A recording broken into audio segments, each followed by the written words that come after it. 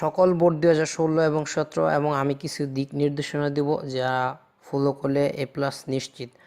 তো শুরু করা যাক আজকের এই ভিডিও।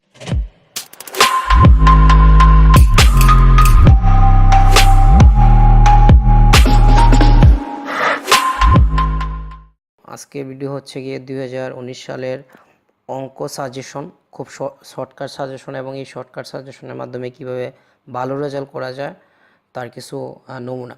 প্রথমেই ক বিভাগ পাটিগণিত, এই জায়গা থেকে 3টি কোশ্চেন হবে, 2টি কোশ্চেন আনসার দিতে হবে।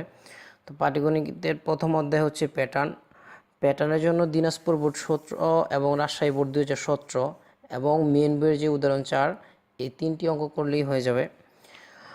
তারপর হচ্ছে দ্বিতীয় অধ্যায় মুনাফা, অনুশীলনী 2.1, এটার জন্য উদাহরণ 2টা এবার বেশি ইম্পর্টেন্ট। তারপর হচ্ছে অনুশীলনীর 1, এটা ইম্পর্টেন্ট একটা ম্যাথ। তারপর 2, 8, 10, 13, 17 এবং সবচেয়ে যে ইম্পর্টেন্ট অনুশীলনী 2-এর যে সবচেয়ে বেশি ইম্পর্টেন্ট অঙ্ক হচ্ছে 17 নম্বর অঙ্কটা। এটাকে 100% মানে আশা উপযোগী ম্যাথ, এবং এটাকে কি বলা যায় 100% দেওয়া যেতে পারে যে এটা পরীক্ষায় আসবে এবার। এটা খুবই ইম্পর্টেন্ট, 2 স্টার। আচ্ছা, তারপর অনুশীলনী 2.2 উদাহরণ 5-এর যে উদাহরণ 5-এর একটা সৃজনশীল আছে, ওই সৃজনশীল। তারপর হচ্ছে অনুশীলনীর অঙ্ক হচ্ছে 9, 13, 14। 13 আর 14 হচ্ছে দুটি সৃজনশীল, এই দুটি সৃজনশীল। তারপর হচ্ছে গিয়ে তৃতীয় অধ্যায় পরিমাপে হচ্ছে উদাহরণ 16।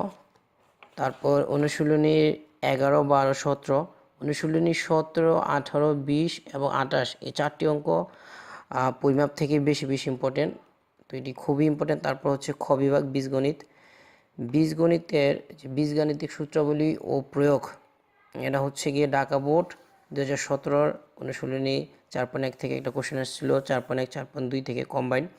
তো ওই ঢাকা বোর্ড 2017 সালে যে ম্যাথটা আছে ওই ম্যাথটা। তারপর 4.2-এ 12 নম্বর যে ম্যাথটা আছে, শুধু একটা ম্যাথ, 4.2-এ 12। তারপর হচ্ছে 4.4-এর লসাগু কাজ 3, যে লসাগুর যে কাজ 3 আছে ওই লসাগুর ওইটা। তারপর অনুশীলনীর 12, 18, 19, 20, 26, 27, 28, 29 এবং 31।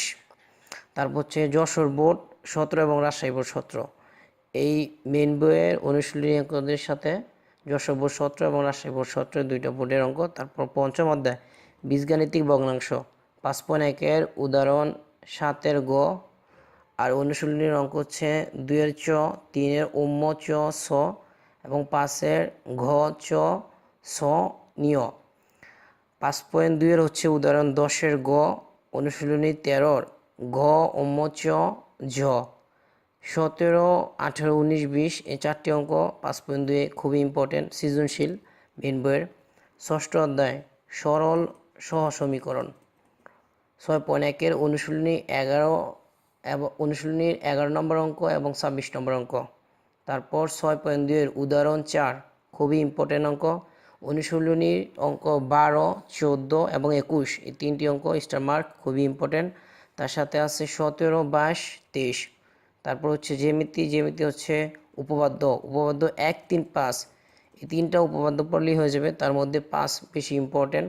সম্পাদ্য 1, 3, 5, এর মধ্যে সম্পাদ্য 5 ইম্পর্টেন্ট এবং 7 ইম্পর্টেন্ট। অনুশীলনী 24, অনুশীলনী যে 24 নম্বর সম্পাদ্যটা আছে ওইটাও করতে হবে। তারপর নবম অধ্যায় পিথাগোরাসের উপপাদ্য অনুশীলনী 2, পিথাগোরাসের উপপাদ্য 9.2, যে উপপাদ্যটা আছে ওইটা। আর অনুশীলনীর হচ্ছে 9 নম্বর বৃত্ত, দশম অধ্যায় 10.2-এর উপপাদ্য 3। আর পরিসংখ্যান হচ্ছে অনুশীলনী 13, 16, 19, 20 এবং উদাহরণ 17। এই অঙ্কগুলি করলেই ইনশাআল্লাহ 100%